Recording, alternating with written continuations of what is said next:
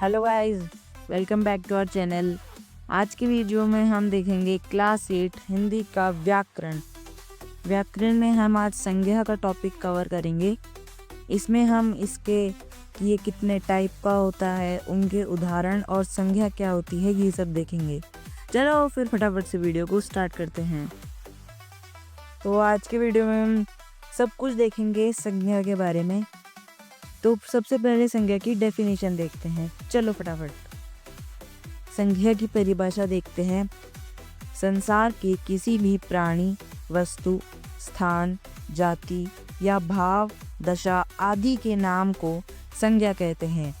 यानी कि संसार का कोई भी प्राणी, वस्तु, स्थान, जाति, भाव, दशा, इनमें से किसी भी चीज़ के नाम को संज्ञा कहते हैं। उदाहरण देखते हैं। संज्ञा के कुछ 3 प्रकार होते हैं: व्यक्तिवाचक, जातिवाचक और भाववाचक। आज की वीडियो में हम 3 ही देखेंगे। वैसे 5 होते हैं, लेकिन 8th क्लास का जो सिलेबस है उसके अंदर सिर्फ ये 3 ही दे रखे हैं, तो हम इन तीनों को कवर कर लेंगे। फटाफट से व्यक्तिवाचक संज्ञा की तरफ चलते हैं।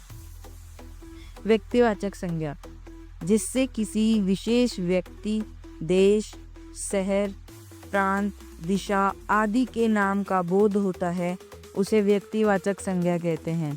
जैसे भारत, दिल्ली, गंगा, पूरब आदि। किसी भी विशेष व्यक्ति यानी कोई स्पेशल व्यक्ति के बारे में बात यहाँ पे जो बता रहे, बोध हो रहा होता है किसी भी स्पेशल चीज़ का, किसी व्यक्ति का, देश का, शहर का, प्रांत का, दिशा का, तो उसे हम व्यक्तिवाचक संज्ञा में कहते हैं। जैसे भारत, दिल्ली, गंगा, पूरब आदि।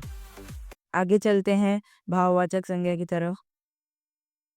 भाववाचक संज्ञा जिन शब्दों से किसी व्यक्ति, वस्तु या स्थान की अवस्था, दशा या भाव का बोध कराते हैं, उन शब्दों को भाववाचक संज्ञा कहते हैं।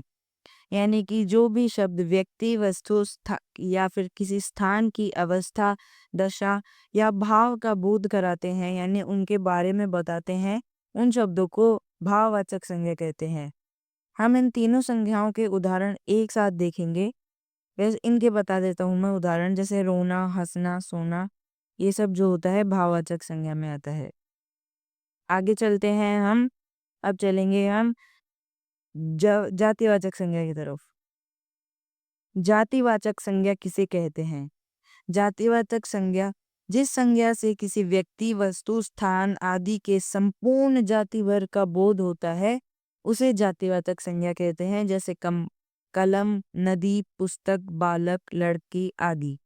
यानी कि वो संज्ञा जिससे किसी व्यक्ति, वस्तु, स्थान आदि के संपूर्ण जाति, यानी उसमें किसी एक चीज की बात नहीं की जा रही हो, उसमें सभी चीजों का एक सिंगल शब्द में जो वह बताया जा रहा हो, वर्णन किया जा रहा हो, जिस संपूर्ण जाति का वर्णन किया जा रहा हो, उसे जातिवाचक संज्ञा कहते हैं। अब इन सब के उदाहरण मैं आपको एक साथ दिखा देता हूँ। ये आ गए हमारे सामने बहुत ही सुंदर सी इमेज। व्यक्तिवाचक संज्ञा सीता, भारत, दिल्ली, मुंबई, दक्षिण, रमेश। और फिर अब भाववाचक संज्ञा मित्रता, हरियाली, उत्साह, बचपन, मिठास, ये सब मैं आपको बताई दिए थे। मनुष्य, पेड़, घोड़ा, लड़का, कार, ये सब जातिवाचक संज्ञा के उदाहरण हैं। अगर आपको समूहवाचक संज्ञा और द्रव्यवाचक संज्ञा के भी अगर याद करने हो तो आप कर सकते हो। वैसे 8th क्लास में नहीं है, लेकिन फिर भी आप चाहो तो कर सकते हो नॉलेज के लिए। बस यही थी आज की वीडियो। मिलते हैं नेक्स्ट वीडियो में। Thank you so much for watching. Bye bye.